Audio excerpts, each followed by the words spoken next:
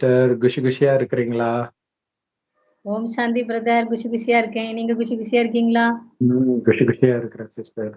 ஒரு சில ம். விஷயங்கள் பார்த்தீங்கன்னா, நமக்கு உடனே சந்தோஷம் கிடைக்கிற மாரி இருக்கும். ம்.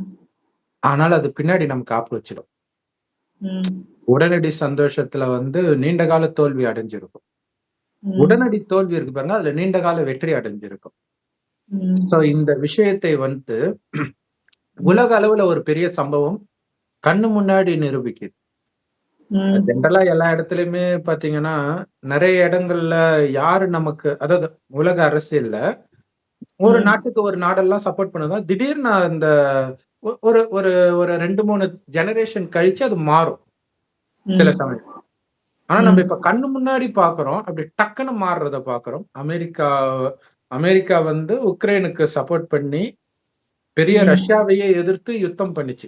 அமெரிக்கா மட்டும் இல்ல, நிறைய நாடுகள் சேர்ந்துதான் யுத்தம் நடத்துது. அதுல பெரும்பான்மையான பங்கு அமெரிக்காவுக்கு இருக்குது. ம். அப்ப ஜோ பைடன் இருக்கும்போதுதான் இந்த யுத்தம் ஸ்டார்ட் ஆச்சு. சோ அவருடைய காலமே முடிஞ்சிருச்சு. அடுத்தது டொனால்ட் ட்ரம்ப் வந்துட்டாரு. இன்னமும் யுத்தம் நடந்துட்டு இருக்கு. சோ ஆனா ட்ரம்ப் என்ன சொன்னாரு, நான் வந்தாலும் ஒரே நாள்ல போரை நிறுத்திடுவேன்னாரு. எல்லாருக்கும் பெரிய ஆச்சரியம், என்ன பண்ண போறாரோ அப்படின்ட்டு. என்ன ஆச்சு அப்படின்னா, ஜெனரலாவே ரஷ்யாவை ஒரு எதிரியாகவே பார்க்கும் அமெரிக்கா உலக அளவுல. ஆனா இவர் வந்தோடனே ரஷ்யா கிட்ட கை குலுக்கிட்டு உக்ரைனை எதிரியாக்கிட்டார் வந்த உடனே. ஏன்னா அவரு அதாவது ஆஹ் உக்ரைன் பக்கம் நியாயம் இருக்குது, இல்லைன்னு சொல்றது கிடையாது. ஏன்னா ரஷ்யா தான் ஆக்கிரமிச்சுது. அதனால இவங்க எதிர்த்து சண்டை போட்டாங்க. ஆனா ட்ரம்ப் என்ன சொல்றாருன்னா, நீ சண்டை போட்டிருக்க கூடாது, நீ என்ன பண்ணிருக்கணும், ரஷ்யாவோட ஒப்பந்தம் பண்ணிருக்கணும் ஏதாவது. இப்ப என்ன ஆச்சு, ஒருவேளை அமெரிக்கா மட்டும் உனக்கு ஹெல்ப் பண்ணல அப்படின்னா 2 வாரத்துல இது முடிஞ்சிருக்கும் இந்த யுத்தம். நாங்க உங்களுக்கு அதாவது நீங்க ரொம்ப தைரியசாலி, அதை நான் ஒத்துக்கிறேன். ஆனாலும் ஆயுதம் இல்லாம உங்களால என்ன பண்ண முடியும்? இப்ப அமெரிக்கா கடந்த 4-5 வருடங்களாக இந்த யுத்தத்திற்கு சப்ளை பண்ணிக்கிட்டே இருக்குது. இன்னும் கேட்டீங்கன்னா, உலக அளவுல எல்லா விலைவாசி ஏறினதுக்கு அது ஒரு முக்கியமான காரணம். அங்க போனோடனே பெட்ரோல் விலை, முக்கியமான தானியங்களின் விலை எல்லாமே ஏறுது. இலங்கையிலயும் ரொம்ப ஏறிடுச்சு. இலங்கையில ஏறிச்சு, பாகிஸ்தான்ல ஏறிச்சு, எல்லா இடத்துலயும் தானே, நம்ம ஊர்ல இருந்து தானே ஏறுது எல்லாமே. இதை விட ரொம்ப அதிகமா ஏறிட்டு. கரெக்ட். அப்ப அவர் என்ன சொல்றாரு அப்படின்னா, மில்லியன் கணக்கான மனிதர்களுடைய வாழ்க்கையில நீ விளையாண்டுட்டு இருக்கிற, உன்னுடைய நாட்டு மக்களுடைய வாழ்க்கையை நீ கேள்விக்குறியாக்குற, உக்ரைனுடைய எதிர்காலத்தை கேள்விக்குறியாக்குற அப்படின்றது அவருக்கு ஒரு பெரிய பேரிடியா இருக்குது. ஏன்னா அவர் தனக்குள்ள என்ன நினைச்சிருப்பாரு, நான் உக்ரைனுக்காகத்தான் போராடுறேன், உக்ரைனுடைய தன்மானத்தை இழக்கக்கூடாது. இதை உலக நாடுகள் ஃபுல்லா அங்கீகரிக்க வேற செஞ்சது இவ்வளவு நாள். யாருமே ரஷ்யாவுக்கு சப்போர்ட் பண்ணல. இன்னும் கேட்டீங்கன்னா, ரஷ்யாவுக்கு எதிராக அமெரிக்கா சாங்ஷன் எல்லாம் பண்ணாங்க, பொருளாதார தடையெல்லாம் விதிச்சாங்க. ஆனா இப்ப இவர் சொல்றாரு, உன்னுடைய நாடு சீரழிஞ்சது காரணம் நீதான். சொல்றோம் போற நிறுத்துங்க, இல்ல அதெல்லாம் நிறுத்த முடியாதுன்னு சொல்லிக்கிட்டே இருக்கிறேன் நீன்னு. ஏற்கனவே ஒரு இடத்துல அவர் பேசினாரு. அவர் ஒரு சர்வாதிகாரி. போற நிறுத்தணும், நீங்க எலெக்ஷன் வைங்க, ஏன்னா இப்ப மக்களுக்கு உங்க மேல பிடிப்பு இல்ல. ஆரம்பத்துல பிடிச்சிருக்கும், நம்ம ஆளு தைரியமான ஆளுன்ட்டு. எல்லா குடும்பமும் காலி, பெண்கள் எல்லாம் நாட்டை விட்டு வெளில போயிட்டாங்க. எவ்வளவு கொடுமை, சித்திரவதையெல்லாம் அனுபவிப்பாங்க வேற நாட்டுக்கு போறாங்கன்னா. வெறும் பெண்கள் குழந்தைய எடுத்துட்டு போறாங்க. ஜென்ட்ஸ் யாருமே வெளில விடல. விட்டுருந்தா எல்லாம் கூட போயிருப்பாங்க ஒரு டைமுக்கு அப்புறம். விடல. அது ஒரு சர்வாதிகாரம் தானே, நீ சண்டை போட்டே ஆகணும்ன்றது. அதுவும் பொதுமக்கள், மிலிட்டரி கூட கிடையாது அவங்க. எப்படியோ நீ சண்டை போட்டுதான் ஆகணும்ன்றது பெரிய கொடுமையான விஷயம். அதனால நீ எலெக்ஷன் வையே அப்படின்றாங்க. அதெல்லாம் வைக்க முடியாது. உலக நாடுகள் எல்லாத்துக்குமே இப்ப தேள் கொத்தின மாதிரி இருக்குது. காரணம் என்னன்னா, அவங்களும் கூட சேர்ந்து இல்ல. இப்ப உக்ரைன் இப்படி ஒரு முடிவு எடுக்கிறதுக்கு மற்றவங்களுடைய சப்போர்ட் ஒரு முக்கியமான காரணம். சப்போர்ட் இல்லாம அவங்களால என்ன பண்ண முடியும்? அதையும் மீறி இருந்தாங்கன்னா சீக்கிரமா அவங்க புடிச்சிடுவாங்க. ஆயுதம் இருக்கிறதுனால தான் இவ்வளவு நாள் இது தாக்கு பிடிக்கும். சோ இதை வந்து ட்ரம்ப் சொல்றாரு, இந்த மாதிரி இருக்கக்கூடாது. நீங்க வந்து 3வது உலகப் போரை வைத்து சூதாட்டம் ஆடிட்டு இருக்கிறீங்க. எந்த நேரம் வேணாலும் 3வது உலகப் போர். அப்ப என்ன அர்த்தம்? உன்னுடைய ஒருத்தனுக்காக ஒட்டுமொத்த உலகமே அழிஞ்சாலும் கவலை இல்ல, விலைவாசி ஏறினா கவலை இல்ல, இப்படி இருப்பியா? அப்படின்னு கேட்கிறாரு. இது உண்மையிலே வந்து அவருக்குமே தேள் கொத்துன மாதிரி தான் இருக்கும். என்னடா எதுக்காக அதாவது நமக்கு எவ்வளவு யார் பக்கபலமா இருந்தாங்களோ அவ்வளவு பக்கபலமா அமெரிக்கா இருந்தது. இப்ப அவங்களே நம்மள கைவிட்டாங்கன்னும் போது எப்படி இருக்கும்? இதுதான் ரொம்ப கொடுமையான விஷயம். இது நடக்கும். தனிப்பட்ட ஒரு மனிதனுடைய வாழ்க்கையிலே பாத்தீங்கன்னா கூட இப்போ ஒரு சொத்து பிரச்சனை வருதுன்னு வச்சுக்கலாம். நிறைய இடங்கள்ல அநியாயக்காரர்களுக்கே சப்போர்ட் பண்ணுவாங்க. அது ஒண்ணு இருக்கு. சில இடங்கள்ல நல்லவங்களுக்கு கூட சப்போர்ட் பண்ணுவாங்க. சரி, அவங்க சப்போர்ட் பண்ண மச்சான் வா நம்ம பாத்துக்கலாம், நம்ம கோர்ட் கேஸ்ன்னு போலாம், அது இதுன்னுவாங்க. அது அது பல வருஷம் போகும். அப்ப ஒவ்வொரு தடவையும் வந்து கோர்ட்ல போய் அவன் வந்து சாட்சி சொல்ல வரணும். இப்ப சாட்சி சொல்ல வரவன் இறந்துட்டான்னு வச்சுக்கோங்க. அவங்க பசங்க டமால்னு மனசு மாறிடுவாங்க. நான் எதுக்கு உனக்கு வரணும்? நீ என்ன எனக்கா சொத்து கொடுக்க போற? எங்களுக்கு வேற வேலை கிடையாது. இவன் சொன்னதெல்லாம் பொய்ன்னு கூட சொல்லிட்டு வந்துருவாங்க. அப்ப அப்படியே ஷாக் ஆயிடும் இல்லையா? சோ இதுதான் கடவுளுடைய வழி. ஒரு விதத்துல இங்க ஜெலன்ஸ்கிக்கு, உக்ரைன் அதிபர் ஜெலன்ஸ்கிக்கு நடக்கிறது நியாய தீர்ப்புன்னா. நியாய தீர்ப்பு நாள்ல சுத்தி என்ன நடக்கிறதெல்லாம் நடக்காது. அதெல்லாம் கடவுள் கேட்க மாட்டார். நீ என்ன பண்ண? நீ அவனை கொலை பண்ணியா? நான் ஏன் திரும்ப கொலை பண்ண? அதை நான் கேட்கல. கொலை பண்ணியா இல்லையா? அவ்வளவுதான் இல்லையா? அங்க ரஷ்யா அடிக்க வந்ததா, இது வந்ததா, நீ பண்ணியா இல்லையா? உன்னுடைய மக்கள், நீ சண்டை போடலன்னா உன் மக்கள் செத்து இருக்க மாட்டாங்களே. சரி, அப்படியே பிடிச்சிருந்தா கூட என்ன ஆயிருக்கும்? ரஷ்யாவா இருக்கும், அவ்வளவுதானே. அது என்ன நஷ்டம் ஆயிட போகுது? ரஷ்யாவாயிட்டா அவங்க ஏற்கனவே அங்க பாதி பேர் ரஷ்யாக்காரங்க தான் இருக்கிறாங்க உக்ரைன்ல. இப்ப அதுல ஒண்ணும் ஆயிடாது தானே. இப்ப ஒண்ணும் இல்ல, இப்ப வெள்ளைக்காரங்களெல்லாம் துரத்துனாங்கல்ல எல்லா நாட்டுல இருந்தும். ஒருவேளை துரத்தலன்னா என்ன ஆயிருக்கும்? ஒன்னா இருக்காது. ஒட்டு மொத்தமா பிரிட்டிஷ் ஆயிருக்கும். ஒரு உலகமா மாறி இருக்கும். இன்னைக்கு நம்ம விசா எடுத்துட்டு போயிட்டு இருக்கிறோம், பாஸ்போர்ட் கிடைக்கல, இந்த பிரச்சனை எல்லாம் இருக்காது. உலகம் ஃபுல்லா ஒன்றா இருந்திருக்கும். சோ இப்ப துண்டு துண்டா போறதுக்கு அது ஒரு காரணமா ஆகுது. ஏன்னா அது ஆக்சுவலா ரஷ்யால ஒரு பகுதியா தான் உக்ரைன் இருந்தது. அதுக்கப்புறம் பிரிஞ்சது ஒரு டைம்க்கு அப்புறம். சோவியத் யுஎஸ்எஸ்ஆர் உடையும் போது உடஞ்சது மீண்டும் சேர்றது பிரச்சனை கிடையாது தானே. சோ ஆனா அவங்க வந்து இல்ல, இது எங்க நாடுன்ற அந்த உணர்வு. என்ன அவங்க நாடு? இப்ப அவர் இறந்துட்டாருன்னா அமெரிக்காவில கூட போய் பிறக்கலாம் ஒரு ஜெலன்ஸ்கி, இல்ல ரஷ்யாவிலே கூட போய் பிறக்கலாம். அந்த உடம்புல இருக்கிற வரையும் தானே இதெல்லாம். அந்த உடம்புல நம்ம நிரந்தரமா இருக்க போறது கிடையாது. அப்ப இத்தனை உயிர் போறதுக்கு, இது மட்டும் இல்லாம பெண்கள் எல்லாம் வேற நாட்டுக்கு போகும்போது அந்தந்த நாட்டிலேயே இப்ப பாதுகாப்பு கிடையாது. தினம் தினம் பாலியல் குற்றம் நடக்குது.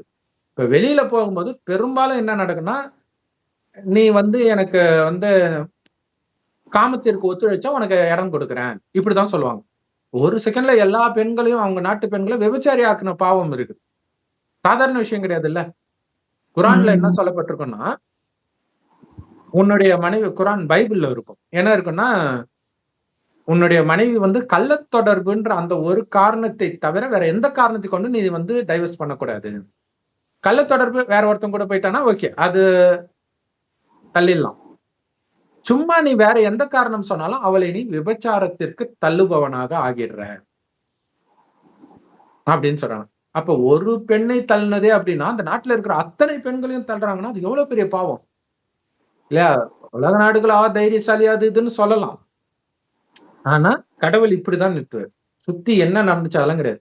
உனக்குள்ள அந்த அந்த அகங்காரம். எத்தனை பேரு இரவு பகல் நிம்மதியா தூங்காம எவ்வளவு கஷ்டப்பட்டுட்டு இருப்பாங்க. எல்லா வீடும் அப்படி தரமட்டமாகி அவன் உழைப்பெல்லாம் சிந்தி பண்ணியிருப்பான். அந்த தாய்நாடு அந்த பற்ற கொடுத்து கொடுத்து கொடுத்து கொடுத்து இந்த பிரச்சனை. அது இல்லைன்னா இந்த பிரச்சனையே கிடையாது. ஆக்சுவலா இந்த சிவன் பார்வதி கதையில வந்து ஒண்ணு வரும். அரக்கி அசுர குரு மாதா அப்படின்ட்டு ஒருத்தங்க இருப்பாங்க. அசுர மாதான்ட்டு அவங்க என்ன பண்ணுவாங்க, எல்லாருக்கும் அவனை விடக்கூடாது, தேவர்களை விடக்கூடாது, நம்ம அழிக்கணும், அப்படி இவங்களும் போயிட்டு தான் இருப்பாங்க. ஒரு டைம்க்கு அப்புறம் என்ன சொல்லுவாங்க, இல்ல எங்களுக்கு நிம்மதி தான் முக்கியம், நாங்க வரல சண்டைக்குன்றோம் எல்லாரும். அவ்வளவு என்னன்னு சொல்ல, என்ன தேவர்களை கண்டு பயப்படலாம், அதெல்லாம் எங்களுக்கு ஒண்ணும் கிடையாது. எங்களுக்கு அது தேவை கிடையாது அப்படின்னா. இதுதான் தீர்வு. எல்லாரும் அதுல இருந்து விலகிட்டா முடிஞ்சு போச்சு. விலகலைன்னா பிரச்சனை. சோ எப்படி விலகுறது? ஏன்னா இன்னைக்கு வந்து உலகத்துல வந்து மதங்களே வந்து அடிச்சா திருப்பி அடின்னு தான் சொல்லி கொடுக்குது நிறைய மதங்கள். எல்லா மதங்களுமே. அதனாலதானே யுத்தம் நடக்குது. எல்லா மதத்துக்காரங்களும் தானே சண்டை போட்டுட்டு இருக்கிறாங்க. ஆனா கடவுள் தான் சொல்றாரு, அது இயேசுவும் சொல்றாரு, ஒரு கணத்தை இருந்தால் மறு கணத்தை காட்டுன்ட்டு. ஆனா அவங்க என்ன பண்ணுவாங்க, சண்டைன்னு வரும்போது அதை விட்டுருவாங்க. பழைய ஏற்பாடுல சண்டை போட்டார். இதுக்கே சொன்னாங்க, இந்த ரஷ்யா உக்ரைன் போர்லயே கிறிஸ்தவர்களுக்கு சந்தோஷம். ஏன்னா அது வந்து கிறிஸ்தவர்கள் வாழற நாடம் உக்ரைன். இவர் வந்து கொஞ்சம் முஸ்லிம்க்கு சப்போர்ட். ரஷ்யால முஸ்லிம்ஸ் அதிகம். சோ அப்ப வந்து அவங்க என்ன சொல்றாங்க, நாங்க ஒரு கதை வரும், தாவீதுன்னு ஒருத்தன், அவன் ஆடு மேய்க்கிற பையன், சின்ன பையன். 2 ராஜாக்களுக்கு இடையில யுத்தம் நடக்கும்போது அவன் சும்மா சாப்பாடு கொடுக்கறதுக்கு போவான். அவங்க அண்ணனும் சண்டை போட்டுன்னு இருப்பான், சாப்பாடு கொடுக்க போவான். பார்த்துட்டு என்ன இது, என்கிட்ட எல்லாம் விட்டா 1 செகண்ட்ல நான் அவனை கொண்டு போட்டுருட்டு போயிடுவான். இதை கேட்டோன்னே எல்லாரும், என்னது எங்களால ஜெயிக்க முடியல, இவன் 1 செகண்ட்ல கொண்டுடுவானா, சரி எங்க கொல்லு பார்ப்போம் அப்படின்றாங்களாம். அதுக்கப்புறம் வந்து அந்த ராஜா ட்ரெஸ் அவனே கேட்பான் ராஜா கிட்ட, ஏன்னா அனுப்புங்க நான் கொண்டுடுவேன்ட்டு. இன்னும் அனுப்புறதா, ஏன்னா அவன் இருக்கிறதே குள்ளமா வேற இருப்பான். அங்க ஒரு பெரிய ஆள் இருப்பான் கோலியாத்துன்ட்டு, அவனைதான் எல்லாரும் அடிக்கவே முடியாது, திணறுவாங்க. நான் அவனெல்லாம் 1 செகண்ட்ல கொண்டுடுவான்னுவான். சரின்ட்டு அவனுக்கு ராஜா ட்ரெஸ் எல்லாம் போட்டு ஃபர்ஸ்ட் சொல்லுவாங்க, உன்னால முடியாதுப்பான்ட்டு. என்னால முடியும் ராஜா போடுங்க, நானு ட்ரெஸ் எல்லாம் போட்டு அனுப்புவாங்க.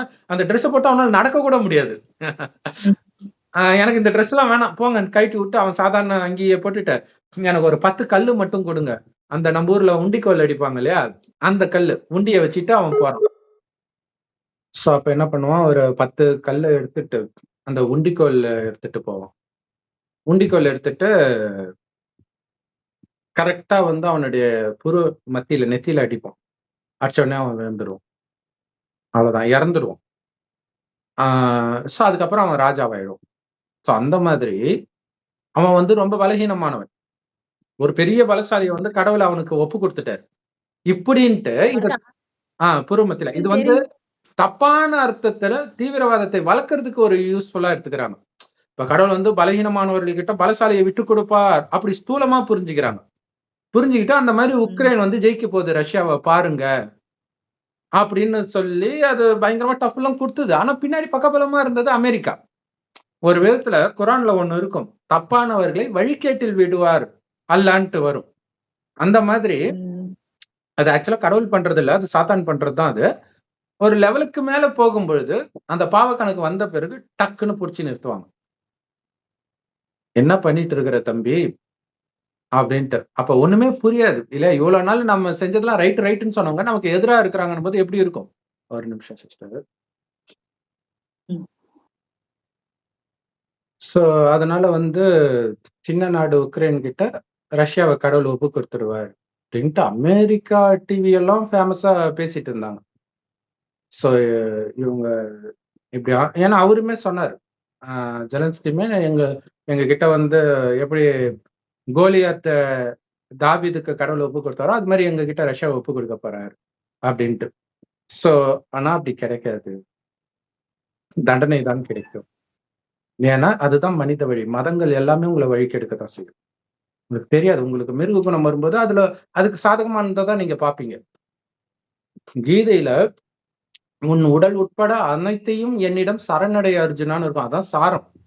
ஆனா ஒரு சண்டைன்னு வரும்போது உங்களுக்கு என்ன தோணும், கிருஷ்ணர் அதர்மத்தை அழிக்கிறதுக்காக வந்திருக்கிற, அவனை கொலை பண்ணுன்னு கடவுள் சொல்லியிருக்கிறாரு அப்படி உங்களுக்கு தோண ஆரம்பிச்சு. அது அந்த கீதையில உள்ளதான் பைபிள் குரான் எல்லாத்துலயுமே வருது. ஆனா என்ன ஆகும், உக்ரைனுடைய நிலைமை என்ன ஆச்சு, பாலஸ்தீனோட நிலைமை என்ன ஆச்சு, எல்லா இடத்துலயுமே. சோ அப்ப இதெல்லாம் எச்சரிக்கை. இது கடவுளுடைய ஞானம் இல்லைன்னு மனிதர்கள் புரிஞ்சுக்கணும்ன்றதுக்காக. அதை ஃபாலோ பண்ணா என்ன ஆகும் அப்படிங்கறத நம்ம இப்ப பார்த்துட்டு இருக்கிறோம். சோ உண்மையில அதோடைய அர்த்தம் என்னன்னு மனிதர்களுக்கு தெரியல. கோலியாத்து வந்து நம்ம ஊர்லயுமே புராண கதைகள்லாம் பாத்தீங்கன்னா அசுரர்கள் வந்து அப்படியே அகாசுரன் அப்படியே பயங்கர பெருசா இருக்கிற மாதிரி, மனிதனையே பிடிச்சி சாப்பிடுற மாதிரி, ஒரு வண்டி நிறைய சாப்பாடு சாப்பிடுற மாதிரி இப்படிலாம் காட்டுவாங்க, பெருசா இருக்கிற மாதிரி. சோ இதோடைய அர்த்தம் வந்து அவன் பெருசா இருக்கணும்னு அவசியம் கிடையாது. அவனுக்குள்ள உடம்புன்ற உணர்வு பெருசா இருக்கு. நான் இந்த உடம்பு இந்த உடம்ப கொடுத்தவங்க என்னோட அப்பா அம்மா, இவங்க என்னுடைய கணவன் மனைவி. இந்த உடம்பு மூலமா நான் பேசுற மொழி என்னுடைய மொழி, என்னோட நாடு, என்னோட மதம், என்னுடைய ஜாதி. இதுதான் உங்களை பாவமே செய்ய வைக்கும். சோ அப்ப கடவுள் சொல்றாரு, நீ உடம்பு கிடையாது குழந்தை, பல உடம்பு நீ எடுத்திருக்கிற. இன்னைக்கு இந்தியாவுல பிறந்திருப்ப, இதுக்கு முன்னாடி அமெரிக்கால பிறந்திருப்ப, ஆப்பிரிக்கால பிறந்திருப்ப, பாலஸ்தீன்ல பிறந்திருப்ப, உக்ரைன்ல பிறந்திருப்ப, ரஷ்யால பிறந்திருப்ப, பாகிஸ்தான்ல பிறந்திருப்ப, எங்க வேணாலும் பிறந்திருப்ப. உன்னுடைய பாவ புண்ணிய கணக்குக்கு ஏற்ற மாதிரி கருப்பா பிறந்திருப்போம், வெள்ளையா பிறந்திருப்போம், ஆணா பிறந்திருப்போம், பெண்ணா பிறந்திருப்போம். ஆனா எப்பயுமே மனுஷனாதான் பிறப்போம். இந்து மதத்துல சொன்ன மாதிரி புல்லாகி புண்டாகி எல்லாம் கிடையாது. மனிதன் மனிதனாதான் இருப்பான் எப்பவுமே. ஆனா ஆரம்பத்துல இந்த பூமி வந்து சொர்க்கமா இருந்துச்சு. இது வந்து 5000 வருட காலச்சக்கரம். இந்த 5000 வருட காலச்சக்கரத்தில் முதல் 2500 வருடம் இதே பூமி சொர்க்கமா இருக்கும். அடுத்த 2500 வருடம் இதே பூமி நரகமாக இருக்கும். சோ நரகத்தின் கடைசின்னு ஒரு வருடம் இறைவன் வந்து சொல்றாரு, இது நரகம் ஆனதுக்கு காரணம் என்னன்னு. சொர்க்கமா நான் மாத்தினேன், எப்படி நரகமாச்சு அப்படின்னா, ஆக்சுவலா ஒவ்வொரு 5000 வருடத்தின் இறுதியிலும் இறைவன் வந்து இதை சொர்க்கமாக்குற வேலையை தான் பண்ணுவார். என்ன பண்ணுவார்னா, சொர்க்கம் வந்துடும், அதற்கு உங்களை தகுதிப்படுத்துவார், நம்மளை தகுதிப்படுத்துவார். என்ன தகுதிப்படுத்துறாருன்னா, சொர்க்கத்துல யாருமே உடல்ன்ற உணர்வுல இருக்க மாட்டாங்க, ஆத்மான்ற உணர்வுல இருக்கும். ஆத்மானா உயிர். அது பூர்வ மத்தியில நட்சத்திரம் மாதிரி ஜொலிக்கினால்தான் இங்க பொட்டு வைக்கிற பழக்கம் இருக்கு. அந்த ஆத்மாதான் நான்ன்ற உணர்வுலயே இருந்து ஒருவரை ஒருவர் ஆத்மானே பார்க்கும் பொழுது எப்படி காமம் வரும் இல்லையா? ஒரு ஒலிப்புள்ளி இன்னொரு ஒலிப்புள்ளியை பார்க்கும்போது எப்படி காமம் வரும்? காமம் வரலன்னா கோபம் வராது, பற்று வராது, பேராசை வராது, அகங்காரம் வராது. சதா ஆனந்தமா இருப்பாங்க. ஏன்னா ஆத்மாவுடைய உண்மையான குணம் ஆனந்தம். அதனால அவங்க தங்க செங்கற்களால் கட்டப்பட்ட மாட மாளிகையில இருப்பாங்க. ஆனால்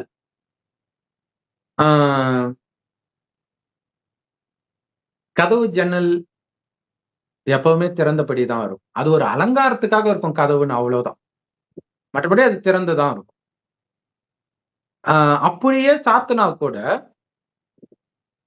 திருடுறவனுக்கு வீட்டுக்குள்ளேயே வர தேவையில்ல. ஏன்னா அந்த வாசல் கதவு இருக்கு பாருங்க, அதுலயே வைரம் வைடூரியம் தான் இருக்கும்.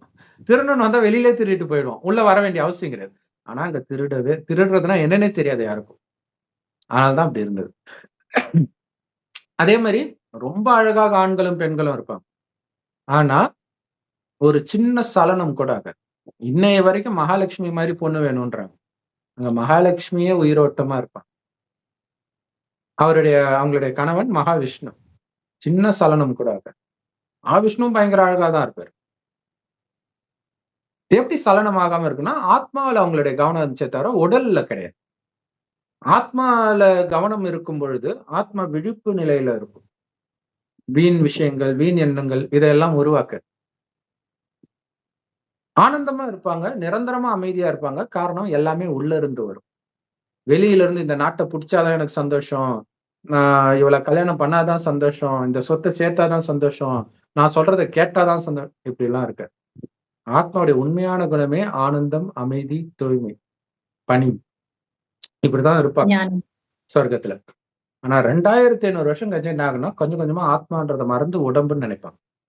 அப்பதான் மனிதனுக்குள்ள காமம், கோபம், பற்று, பேராசை, அகங்காரம் போன்ற அசுர குணங்கள் கொஞ்சம் கொஞ்சமா அதிகமாயிட்டே இருக்குது. ஆத்மா கண்ணுக்கு தெரியாத நுட்பமான ஒளிப்புள்ளி, அதுல இந்த அழுக்கு சேருது சூக்ஷ்மமா குணமாக. இந்த அழுக்கைத்தான், இது அசுர குணம்.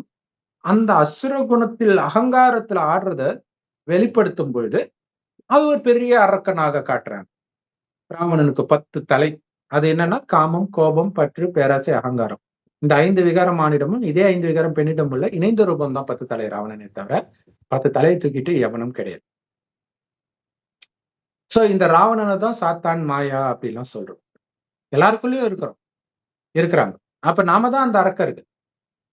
அப்ப அந்த உள்ள இருக்கக்கூடிய அரக்க குணத்தை அழிக்கணும் அப்படின்னா, நீ உடம்பு கிடையாது, ஆத்மா புருவமத்தில நட்சத்திரம் மாதிரி ஜொலிக்கிற அப்படிங்கிறத, அந்த ஞானத்தை, ஞான அம்பை, ஞான ஆயுதத்தை இன்னொரு ஆத்மாவுக்கு நம்ம கொடுக்கறது தான் ராமர் அம்பு விடுறதாகவும், இங்க தாவீது உண்டிக்கோல் விடுறதாகவும், அது எல்லாமே அந்த ஆத்மாவை நோக்கியே போகுது. ஆத்மாவை பார்த்து ஆத்மாவுக்கு ஞானத்தை கொடுக்குறாங்கன்னு அர்த்தம். அதனாலதான் அர்ஜுனனுக்கு ஒரு போட்டி வைக்கும்போது கூட யார் சிறந்த வில்வீரன்றதுல வந்து எல்லாரும் கேட்கறாங்க என்ன தெரியுதுன்னு. அர்ஜுனனை கேட்கும் அப்ப அசுர குணத்தை அழிப்பதற்காக இறைவன் ஆத்மாவிற்கு கொடுக்கிற ஞானம் தான் அங்க நெத்தியில போட்டு அவன் கொன்னான் அப்படின்னு சொல்லப்படுறது. ஆனா மனிதர்களுக்கு அந்த ஞானம் தெரியாதனால அது அவங்க தப்பும் கிடையாது. யாரும் சொல்றதுக்கு இல்ல, எல்லாரும் அனாதைகள் தான். கடவுளே வர வரைக்கும் அத்தனை பேரும் அனாதை தான். நாஸ்திகரும் அனாதை தான், கடவுளை நம்புறவனும் அனாதை தான். ஏன்னா கடவுளை பத்தி அவங்களுக்கு தெரியாது. எதுக்கு கடவுளை வணங்கணும்னு தெரியாம கடவுள் பேராலேயே சண்டை போட்டுட்டு இருக்கிறாங்க. இந்த விஷயம் தெரிஞ்சிருந்தா உக்ரைன் போய் சண்டை போடுமா? இப்ப பாருங்க, ஒரு கணத்தை இருந்தால் மறு கணத்தை காட்டுன்றது இயேசு சொன்னதுதான். இயேசு தானே கிறிஸ்தவர்கள் வணங்குவாங்க. ஆனா சண்டைன்னு வரும்போது எதை எடுக்கிறாங்க? டொனால்ட் ட்ரம்ப் பயங்கர கடவுள் நம்பிக்கை உள்ளவர், இவரும் கடவுள் நம்பிக்கை உள்ளவர். 2 பேருமே கிறிஸ்தவர்கள் தான். ஆனா இது தப்புன்னு டொனால்ட் ட்ரம்ப்புக்கு தெரியுது, இவருக்கு தெரியல. பாரு, உலகத்துக்கே தெரியலன்னு தான் சொல்லணும்.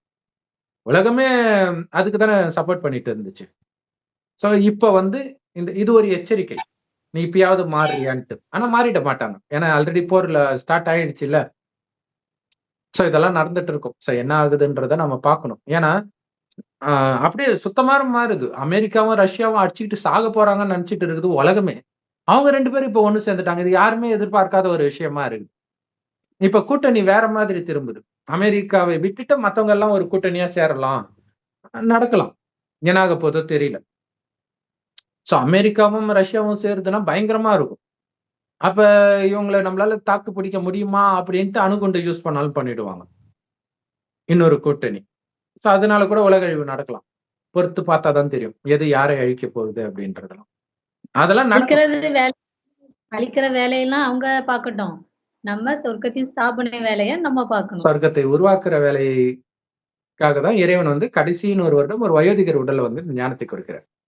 அவருக்கு பிரம்மான்னு பேர் வைக்கிறார். அவர் வாய் வழியாக இந்த ஞானத்தை கேட்கிறவங்க பிரம்மா, குமார், குமாரிகள். அதாவது இறைவனுடைய குழந்தை பிரம்மா மூலமானதுனால பிரம்மாவுக்கும் குழந்தைகள். பிரம்மா, குமார், குமாரிகள் பிரம்மாவுடைய மகன் மற்றும் மகள். என்ன ஞானம் கொடுக்கிறார்? ஆத்மான்னு ஒண்ணு என் ஒருவனையே நினைவு செய். உடல்ன்ற உணர்வுல நீ புத்தி மயங்கிக்கிட்டே இருக்குது. சுத்தி இருக்கிற எல்லா விஷயத்திலும் நான் எல்லாமே பொய்யெல்லாம் உண்மைன்னு தோணுது. தமிழ் முதல் பாடம். ஆனா நம்பர் 1ல முதல்ல வரதுக்கான பாடமும் இதுதான். நான் ஆத்மான்றதுதான். சோ இதுல பாத்தீங்கன்னா தமிழ்ல பாத்தீங்கன்னா பொய்யான இந்த உடம்புக்கு பேர் மெய். மெய்னா உண்மை.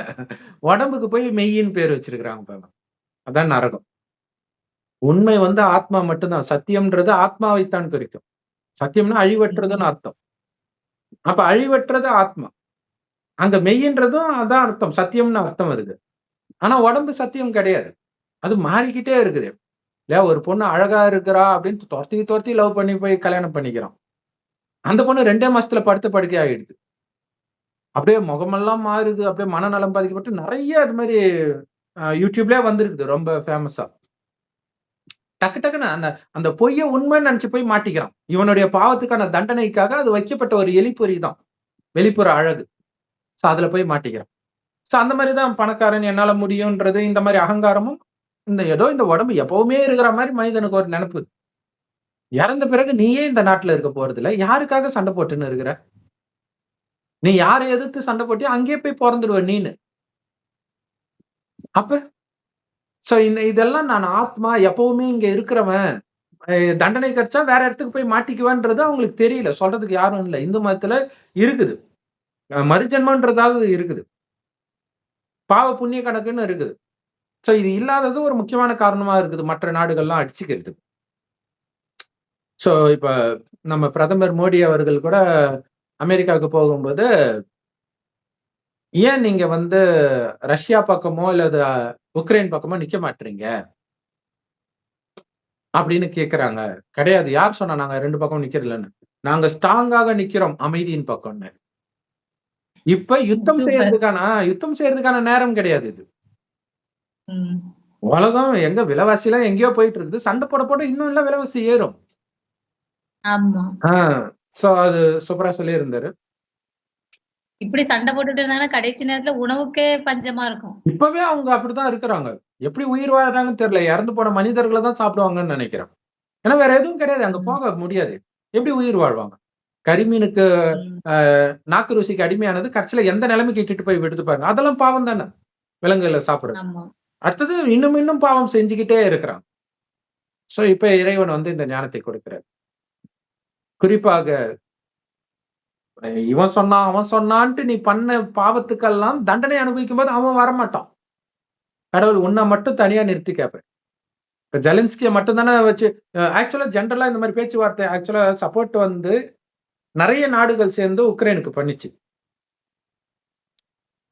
எல்லாம் சேர்ந்துதான் ஆயுதங்கள் கொடுக்கறது, நிறைய ஹெல்ப் எல்லாம் பண்ணாங்க. அமெரிக்கால இருந்து நிறைய பேர் வாலண்டியரா போனாங்க. மக்களுக்கே பிடிச்சிருந்தது. அப்ப இப்ப அந்த அமெரிக்க மக்கள் அவங்கதான் ட்ரம்ப்பையும் தேர்ந்தெடுத்திருக்கிறாங்க. இப்ப ட்ரம்ப் வந்து சொல்றாரு, யாருமே எதிர்ப்பு தெரிவிக்கலையே. ஏன்னா மக்கள் வெறுத்து போயிட்டாங்க. அவனுக்கே சாப்பாடு இல்லைன்னு போது அவன் எப்படி இதெல்லாம் யோசிப்பான்? ஆமா, இவர் சொல்றது ரைட்டு தானே. இங்க ஆயுதம் போய்கிட்டே இருக்குது, ரேட்டு ஏறிக்கிட்டே இருக்குது. இப்ப அவர் என்ன கேக்குறாரு, ஏன் நான் தானே உனக்கு வந்து இதெல்லாம் கொடுத்த ஆயுதம்லாம். அவங்க அந்த நாட்டுல வந்து நிறைய இயற்கை கனிமங்கள் இருக்குமா, அதெல்லாம் எனக்கு எழுதி கொடுன்றாரு. அவருக்கு ஷாக் ஆயிடுச்சு. என்னடா இருக்கிறதையும் சுரண்டுறாங்க, அர்த்தம் பேச்சு கேட்டு அடிச்சுக்கிட்டதுக்கு. இப்ப யாராண்டாலும் மக்கள் அமைதியா தானே இருக்க போறாங்க இல்ல. சோ இந்த அடிப்படை புரிதல் இல்லாததுனால்தான் உலகம் ஃபுல்லா யுத்தம் நடந்தது. மனிதனுடைய அமைதியை இழந்து நீ என்ன பண்ண போற? எதை சாதிக்க போற? இன்னைக்கு பாருங்க, மக்களாட்சி உலகம் ஃபுல்லா வந்தாலும் எந்த மக்களும் நிம்மதியா இல்ல. இவனை பத்தி அவன் தப்பா சொல்றது, அவனை பத்தி இவன் தப்பா சொல்றது, இதிலேயேதான் மனிதர்கள் மூழ்கி கிடக்குறாங்க. அதுக்குதான் கடவுள் சொல்றாரு, மற்றவர்கள் சொல்வதை கேட்காதே, உன் மனம் சொல்வதையும் கேட்காதே. ஏன்னா மற்றவர்கள் சொல்றதை கேட்டு கேட்டு உன் மனமும் இப்ப கரப்ட் ஆயிடுச்சு. சுயமா யோசிக்கக்கூடிய சக்தி கிடையாது. அதனால நான் சொல்வதை மட்டும் கேளுன்னு சிவபெருமான் சொல்றார். அவரை தான் அல்லாஹ் பரமபிதான்றோம், கடவுள் ஒருவரே. அவர் இறுதியில வந்து ஞானத்தை கொடுக்கிறார். அவரு கையை யார் பிடிக்கிறாங்களோ அவங்கதான் சொர்க்கத்துக்கு வருவாங்க. மனித வழிகள், மனிதர்கள் உருவாக்கிய மதங்களின் வழியை பிடித்தவர்கள் அவங்க பாவம், அவங்க செய்யறது பாவன்றதே அவங்களுக்கு தெரியாது. ஜெலன்ஸ்கி மாதிரி கடைசி நேரத்தில் துடிப்பாங்க. ஆனா இவ்வளவு நாள் இதுதானே ரைட்டுன்னு நம்ம நம்பணும் அப்படின்னு நினைப்பாங்க. சோ அதுக்குதான் நம்ம இந்த மாதிரி வீடியோ போடுறது, அவங்களுக்கு தெரிவிக்கிறது. கேட்டாங்கன்னா பிழைச்சுக்குவாங்க, இல்லாட்டினா கஷ்டம். ஏன்னா இவ்வளவு நாள் அவர் சண்டை போட்டாருன்னா என் நாடு என் நாடுன்றது மைண்ட்ல இருக்கும். அந்த நாட்டை விட்டே போடான்றாரு. போ, நீ வந்து வேற ஒருத்தனை ஆட்சியில வைல, எலெக்ஷன் வைன்ற. எலெக்ஷன் வச்சு நீ உன்னை தூக்கிடுவாங்கன்ற. அப்ப கரெக்டா தான் நடக்கும் இல்லையா? முதல்ல தாய்நாடுன்னு பற்று வந்தாலும் என்னுடைய பொண்டாட்டி புள்ள எல்லாத்தையும் பிரியறதுக்கு காரணம் இந்த அதிபர் தானே இப்ப உணர்வாங்க. அங்க பொண்டாட்டி சின்ன பின்னமா ஆகுறது, குழந்தைங்க அனாதையா அலையிறது, பிச்சை கூட எடுக்கலாம். எங்க போனாங்கன்னே கூட தெரியாம இருக்கலாம். அவனுக்கு கடுப்பாவாது இப்ப. சோ இதெல்லாம் நடக்கும். சோ அதனால மற்றவர்கள் உங்களை வழிக்கெடுக்கவே செய்வார்கள். அந்த நேரம் நல்லா இருக்கும், உங்க பக்கம் நியாயம் மாதிரியே இருக்கும். உங்களுக்கு அநியாயம் தான் பண்ணுவாங்க. அதான் கலியுகம். நாம நிறைய அநியாயம் பண்ணிட்டு வந்திருக்கிறோம். அதற்கான கர்மா வரும். ஒரே வழி விட்டுட்டு போறது. இந்த உனக்கு வேணுமா, இந்தாப்பா வச்சுக்கோ. இயேசு சொல்லுவாரு, உன் தோல்ல இருக்கிற ட்ரெஸ் உன் சகோதரன் கேட்டா இடுப்புல இருக்கிறதையும் கழட்டி கொடுத்துடு. ஏன்னா உனக்கு இப்ப அமைதி தான் தேவை. இப்படியே அவன் அடிச்சான் நீ அடிச்சான், அவன் அடிச்சான் நீ அடிச்சான்னு தான் எல்லாத்தையும் இழந்துட்டீங்க. சொர்க்கமா இருந்தது இன்னைக்கு இவ்வளவு மோசமான நரகமானது இதனாலதான்ற. பாவம் செஞ்சு செஞ்சு சாபம் கொடுத்து கொடுத்து எது நடந்தாலும் முற்றுப்புள்ளி அனைத்திலும் நன்மை, உனக்கு சொர்க்கமே கிடைக்குது. நான் இந்த நரகத்திலே இருக்க போறியா? இன்னும் கொஞ்சம் வருஷத்துல அழிய போகுது, 10-15 வருஷத்துல அழிய போகுது. இதுக்காக போய் நீ சொர்க்கத்தை இழப்பியா? 2500 வருடம் அளவற்ற செல்வம் அனுபவிக்கிறதுக்கு, நோயற்ற உடல், 150 வருட ஆயுள், திடீர் மரணமே இருக்காது. நீங்க எதிர்பார்க்கிற மாதிரி கணவன், எதிர்பார்க்கிற மாதிரி மனைவி, எதிர்பார்க்கிற மாதிரி குழந்தை தேடினாலும் கலியுகத்துல கிடைக்காது. சொர்க்கத்துலதான் அது இருக்கும். அந்த நினைப்புலதான் இங்க போய் மாட்டிக்கிறோம் நம்ம. சோ அங்க சொர்க்கத்தில் வரப்போகுது. சோ அந்த சொர்க்கத்துக்கு போனா இங்க இருக்கிற உடல் உட்பட அனைத்தையும் மறந்து ஆத்மான்னு உணர்ந்து என் ஒருவனையே நினைவு செய்யுங்கள். அதான் மெயின். அவருடைய நினைவிலேயே மூழ்கி இருக்க காமம், கோபம், பற்று, பேராசை, அகங்காரம், இந்த பற்று, அந்த பற்று, நாட்டுப்பற்று, மொழி பற்று, இனப்பற்று, ஜாதி பற்று, எல்லாத்துல இருந்தும் விடுபடுவீங்க. ஏன்னா இப்ப தற்காலிகமா இந்த உடம்புல வந்துட்டு இதுதான் நான் நினைச்சுக்கிட்டு, இது பேசுற மொழிதான் சிறந்த மொழின்றது, இது இருக்கிற நாடுதான் சிறந்த நாடுன்றது, இப்படி மாட்டிக்கிட்டு இருக்கிறோம். இது பிறந்த ஜாதி தான் சிறந்த ஜாதின்றது. நீ என்ன அங்கேயே இருக்க போறியா? நீ தப்பிச்சு வர வழியே இல்லையா? உனக்கு நரகம் தான் பிடிச்சிருக்குதா? ஸோ அப்படி என்னை கேட்ட புத்திசாலிங்க வந்து ஆப்கானிஸ்தான்ல வந்து அமெரிக்கா கட்டுப்பாட்டுல இருந்துச்சு இவ்வளவு நாளா. பைடன் வந்தோடனே என்ன பண்ணாரு, எதுக்கு வெளிநாட்டு பிரச்சனை எல்லாம் நாங்க தலையிட மாட்டோம்ட்டு மிலிட்ரி எல்லாம் எடுத்துட்டாரு. ஆனா அங்க மிலிட்ரி எடுத்துட்டு இங்க சண்டை போடுறதுக்கு அனுமதி கொடுத்தாரு. இது அவங்க லாஜிக் என்னன்னே புரியல. அப்ப என்ன ஆயிடுச்சு, அங்க அவங்களுடைய இதுல வந்து ஒரு மக்களாட்சி இருந்தது. அங்க தாலிபானுக்கு எதிராக தான் அவங்க சண்டை போட்டாங்க. அமெரிக்கா போன உடனே என்ன ஆயிடுச்சு, தாலிபான் கட கட கடன்னு புடிச்சிடுவானுங்க, புடிச்சா கொன்னுடுவானுங்கன்ட்டு அந்த பதவியில இருந்தவங்க எல்லாம் விட்டுட்டு வேற நாட்டுக்கு ஓட்டாங்க. பாக்குறதுக்கு கோழ மாதிரி தெரியும். ஆனா அவங்க புத்திசாலிகள். ஏன்னா அவங்களுக்கு தெரியுது மாட்டினா என்ன ஆகும்ட்டு. சோ அவங்க போயிட்டாங்க. அதுக்கப்புறம் அவனுடைய பாவ கணக்கு யாரும் எதுவும் பண்ண முடியாது. அவங்க நாட்டு மக்களை சித்திரவதை பண்றாங்களோ இல்லையோ, அப்படி ஒருவேளை சித்திரவதை பண்ணாலும் அந்த நாட்டுல அந்த நேரம் அவன் பிறந்திருக்கிறான்னா பாவம் எங்கேயோ பாவம் செஞ்சுட்டு அங்க வந்திருப்பான். ஏன்னா இந்த உடம்புல இருந்து இன்னொரு உடம்புல தூக்கி போடுறது கடவுளுக்கு ரொம்ப நேரம் ஆகாது இல்லையா? எத்தனை நாடு சாப்பாட்டுக்கு வழி இல்லாம இருக்குது, யுத்தத்துல இருக்குது. ஆத்மா இங்கதான் பாவ புண்ணியத்துக்கான தண்டனை எல்லாம் கிடைக்கும். இதே பூமி இப்ப நரகமாக தான் இருக்குது. இதே பூமி சொர்க்கமாக மாறப்போகுது. மனிதர்கள் என்ன நினைச்சுக்கிறாங்க, சொர்க்கம் எங்கேயோ இருக்கு, நரகம் எங்கேயோ இருக்கு. இங்கேயே தான் இவ்வளவு துக்கம் இருக்குது, அப்புறம் என்ன நரகம் எங்கேயோ இருக்குது? இதை விட நரகம் வேணுமா? பாலஸ்தீன்ல இருக்கிறவங்களுக்கும் உக்ரைன்ல இருக்கிறவங்களுக்கும் தெரியாது இது நரகம்னு. இங்கேயும் நடக்கும், எல்லா இடத்துலயும் நடக்கும் இதே மாதிரி இயற்கை சீற்றங்கள். ஏதோ ஒண்ணு வந்து டார்ச்சர் பண்ணும். கேரளால வயநாடே ஃபுல்லா காலியாச்சு இல்ல. சோ எந்த நேரம் வேண்டுமானாலும் நடக்கும். அந்த மாதிரி நிலை உங்களுக்கு வரக்கூடாதுன்னா, பாவம் இருக்கிற வரைக்கும் உங்களை தொடர்ந்து வந்துகிட்டு இருக்கும் அதுக்கான தண்டனை. இறைவனை தவிர வேற எந்த நினைவும் இல்லைன்னா இறைவனுடைய குணமே உங்களுடைய குணமாக அமைதி, ஆனந்தம், தூய்மை, கருணை, சகோதரத்துவ, அன்பு. ஏன்னா எல்லா ஆத்மாவும் கடவுளுடைய குழந்தை. ஆத்மான்னு பார்க்கும்போது அது கடவுளோட குழந்தை, சகோதரன்ற உணர்வு இருக்கும். உடம்புன்னு பார்க்கும்போது ஆண் பெண் இனக்கவர்ச்சி, மொழி கவர்ச்சி இதெல்லாம் வரும். வெறும் ஆத்மான்னு இது கடவுளுடைய குழந்தை. அதுக்கு இந்த ஞானத்தை கொடுக்கணும். என்னுடைய சகோதர ஆத்மா, அவ்வளவுதான். அது உடம்புனால அது வேற ஜாதியா இருக்கலாம், வேற மதமா இருக்கலாம், வேற மொழியா இருக்கலாம், வேற நாடா இருக்கலாம். ஆனா எல்லாமே அந்த கடவுளுடைய குழந்தை தான். அப்ப அந்த குழந்தைக்கு இந்த ஞானம் கொடுக்கணும், அந்த குழந்தைக்கு இது புரியணும் அப்படிங்கிறத நம்ம சொல்லிக்கிட்டே இருக்கணும். இது ரொம்ப முக்கியமான விஷயம். யாரோ ஒருத்தர் வந்து 24 வருடம் கழித்து ஒரு போலீஸ்காரருக்கு இப்ப தண்டனை கிடைச்சிருக்குது. ஒரு பொண்ணு கிட்ட தப்பா நடந்துக்கிட்டாங்க ஸ்டேஷன்லன்ட்டு. ஒரு 4-5 போலீஸ்காரங்க சேர்ந்து 25 வருஷம் கழிச்சு. அவங்க ஒரு 40 வயசுல பண்ணிருப்பாங்கன்னு நினைக்கிறேன். இப்ப ரிட்டையர் ஆகி 65-70 வயசு இருக்கும். இப்ப தண்டனை கிடைக்குது. இதுதான் பெரிய கொடுமை.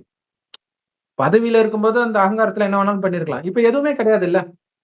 இப்ப ஒரு நாங்க பெரிய ஆளு அப்படின்லாம் இருக்கும்போது அவங்க குடும்பத்துல இருக்கிறவங்களே மதிக்க மாட்டாங்களா, இவ்வளவு கேவலமான வேலையை செஞ்சிருக்கிறாங்கன்ட்டு. அவங்க குடும்பத்துல உள்ளவங்க நான் அந்த குடும்பத்தை சார்ந்தவன்னே சொல்ல வைக்கப்படுவாங்க. சோ அதுதான் அந்த அகங்காரம் வந்து நமக்கு அந்த கிடைக்கிற பதவி, உடம்பு ஆரோக்கியமா இருக்கிறது ஒரு திமிரை கொடுக்கும். அந்த இளமையில தானே ஆடுறதெல்லாம். என்ன கர்மம் செஞ்சாலும் நம்ம எதிர்பார்க்காத நேரத்துல அதுக்கான தண்டனை கிடைக்குது. தப்பிக்கவே முடியாத நேரத்துல. அதுதான் அங்க விஷயமே. ஏன்னா இப்ப வந்து ஜெலன்ஸ்கி வந்து அந்த வேகம் எல்லாமே அந்த 4-5 வருஷம் வரும்போது குறைய ஆரம்பிச்சிடும். மக்களுக்கு அங்க சண்டை போடுறவனுக்கே கட்டுப்பாயிடும். எவனாவது ஒருத்தன் யோசிச்சான்னா கூட இருக்கிறவன் இவரால தானே நம்ம அனைத்தையும் இழந்துட்டு இருக்கிறோம் நினைச்சானா முடிஞ்சு போச்சு கதை. சோ இப்ப அமெரிக்காவும் பின்வாங்குதுன்னும் போது ரொம்ப கொடூரமாக இருக்கும். சோ அடுத்தடுத்து ஒவ்வொரு நாடா விலகும். இப்ப அமெரிக்கா விலகி இருக்க போக போக அவங்களுக்கும் தெரியும். பிரிட்டன்ல எவ்வளவு உள்நாட்டு கலவரம் வந்துச்சு, விலைவாசி ஏற்றத்தினால ஆட்சி மாற்றம் வந்தது. சோ இதுக்கெல்லாம் காரணம் இந்த யுத்தம் தான்ன்றது அந்த நாட்டு மக்களுக்கு தெரியலையா என்னன்னு தெரியல. சோ தெரிஞ்சாலும் அவங்களால என்ன பண்ண முடியும்? தலைவர்கள் தானே உணரணும் இல்லையா? அவங்க எலெக்ஷன் போட்டு தேர்ந்தெடுத்துட்டாங்க, அவங்க உணரணுமே. சோ இதே மாதிரிதான் நம்மளுடைய ஒவ்வொருத்தருடைய வாழ்க்கையிலுமே. சோ நம்ம இதுக்கு முன்னாடி கூட ஒரு வீடியோ போட்டிருக்கோம். அந்த கேரளாவில வந்து ஒருத்தன் அவன் குடும்பத்தையே கொலை பண்ணியிருக்கிறான். போதைக்கு அடிமையாகி கொலை பண்ணியிருக்கிறான். அந்த போதை பொருள் வாங்குறது கூட காசு கிடைக்கலன்ட்டு கடுப்புல. சோ அதான் சொல்றோம், நீங்க யாருக்காக சொத்து சேர்த்து வைக்கிறீங்களோ அவங்களே உங்களுக்கு தண்டனை கொடுப்பாங்க. அதுதான் கொடுமையாக இருக்கும். ஆக்சுவலா இப்ப இந்த பூனேல வந்து ஒரு பெண்ணை வந்து பட்ட பகல்ல பஸ் ஸ்டாண்ட்ல நின்னுட்டு இருக்கிற பஸ்ஸுக்குள்ள கற்பழிச்சிருக்கிறான். அப்ப போலீஸ்க்குலாம் தெரிஞ்சிச்சு, கம்ப்ளைண்ட் எல்லாம் பண்ணிட்டாங்க. 3 நாளா வலை வீசுறாங்க. அவன் ஒரு கரும்பு கொல்லியிலேயே ஒளிஞ்சிருக்கிறான். அது ரொம்ப நிறைய பெரிய இடம் போல இருக்குது. என்னென்னமோ தேடி தேடி பார்த்தாங்க, கிடைக்கல. கடைசியில என்ன பண்ணிருக்கான், அவனு உயிர் வாழணும்னா சாப்பிடணும்ல கொஞ்சமாவது. என்ன பண்ண முடியும் அவனால? கொஞ்சம் தண்ணி குடிக்கலான்னு சொந்தக்காரங்க வீட்டுக்கு போனான். இது தெரிஞ்ச உடனே அவங்க டக்குன்னு ஃபோன் பண்ணி, இது மாரி அவன் வந்துட்டு போனான் அப்படின்னு சொல்லிருப்பாங்களா? ஏய், ஊரே தேடிட்டு இருக்கு, நாடே தேடிட்டு இருக்குது. நம்ம வீட்ல இருந்தா நம்மளையும் புடிச்சு அரெஸ்ட் பண்ணுவாங்க. முதல்ல போலீஸ்க்கு சொல்லு. வந்து புடிச்சாங்க. இப்ப இந்த காட்டி குடுத்தவங்களும் அவங்க கூட சேர்ந்து கூட்டு களவாணியாவும் இருந்திருக்கலாம், இதுக்கு முன்னாடி செஞ்ச தப்புக்கெல்லாம். ஆனா இப்ப டக்குன்னு மாட்றாங்க பாத்தீங்களா? சோ அந்த மாதிரி நிராயுதபாணியாக நமக்கு தண்டனை கிடைக்கும், நம்ம செய்த பாவத்திற்கு. இப்ப நீங்க கூட்டா செய்வீங்க, ஆனா தனியா மாட்டுவீங்க. ஒண்ணுமே பண்ண முடியாது. சோ அதுக்காகதான் அந்த அகங்காரம் அது இல்லாமல் இருக்கணும். கூட நிராயுதபாணியா தானே இருக்கிறோம். கலியுகத்துல தாயின் கற்பத்துல அங்கேயும் தண்டனை கிடைக்குதுல்ல. அங்கதான் தண்டனையே கிடைக்கும் மெயினா. இறந்த பிறகும் தாயின் கர்ப்பத்துல போய் எல்லாமே ஏன் அங்க தண்டனை கிடைக்கும்னா, நீங்க செஞ்ச தப்பு. இப்ப கூட ஜெலன்ஸ்கி வந்து கோபப்பட்டு தான் வராரு. பேசாம அவர் பாட்டுக்கு வந்துட்டாரு. அந்த டீல்ல கூட கையெழுத்து போடாம வந்துட்டாரு. ஆனால் ஏன்னா அந்த அகங்காரம் இருக்குது, இளமை இருக்குது, அதெல்லாம் இருக்குது. ஆனா இறந்துட்டோம்னு வச்சுக்கலாம், தாயின் கர்ப்பத்துல துமத்தோண்ட இடத்துல, துமத்தோண்டு கருவுல ஒரு புழு மாதிரி இருக்கும் ஆரம்பத்துல, இல்லையா? சோ புழுவா இருக்கும்போது ஆத்மா போகாது. 4 மாசம் கழிச்சுதான் போகும். கொஞ்சம் பெருசான அப்புறம் தான் போகும். சோ கொஞ்சம் பெருசானாலும் அது ஒரு ஒரு அடைப்பட்ட இடம் இல்ல. அதுக்கு ஞாபகம் இருக்கும், எல்லாமே இருக்கும். நம்ம ஒரு இடத்துல மாட்டிக்கிட்டு இருக்கோம்னு தெரியும். அந்த உடம்பு போயிடுச்சுன்னு தெரியும். இப்ப வந்து நீ என்னென்னலாம் பண்ணன்னு காட்டும்போது துடிக்கும், நான் இவ்வளவு பெரிய பாவத்தை செஞ்சேனான்ட்டு. அது ஏன்னா, நீங்க யாருக்கு அந்த பாவம் செஞ்சீங்களோ அவங்க எல்லாம் உங்களுக்கு உண்மையிலேயே யாராக இருந்தாங்க முன் ஜென்மத்துலன்னு காட்டுவேன். உங்க பையனா இருந்திருப்பான், இப்போ உங்களுக்கு ஜென்ம விரோதியா இருந்திருப்பான், உங்க சொத்தை அபகரிக்கிறான்னு வச்சுக்கலாம். உங்க பையனுக்கு உங்க சொத்து தானே போகணும் ஆக்சுவலா. என் பையன் நினைக்கும் போது, ஐயோ என் பையனையா நான் கொலை பண்ணேன், அல்லது என் பையனுக்கு எதிராகவா நான் நடந்துகிட்டேன்னு துடிப்போம். இப்ப உங்களுக்கு வந்து இந்த இந்த மனித சட்டத்தின்படி அது தப்பு, இந்த மாதிரி எல்லாம் தோணும். ஆனா உடலை விட்ட உடனே நீங்க செஞ்சதெல்லாம் என்னென்ன தப்புன்றது உங்களுக்கே தெரியும். சோ அப்ப இறைவனுடைய ஞானம் தினம் தினம் செவடங்காதுல சங்கு ஊதுற மாதிரி இறைவன் ஞானத்தை குடுக்க குடுக்க நம்ம செய்யற பாவம் என்னென்னன்றத கொஞ்சம் கொஞ்சமா உணரும். அதனால இந்த கீதையில வந்து சங்கு ஊதுற மாதிரி காட்டுறாங்க இல்லையா? அந்த யுத்தம் ஆரம்பிக்கிறது, அது யுத்தம் ஆரம்பிக்கிறதுக்கான சங்கு கிடையாது. மகாபாரத யுத்தம் கடைசியில நடக்கும், அதான் உலக போர்.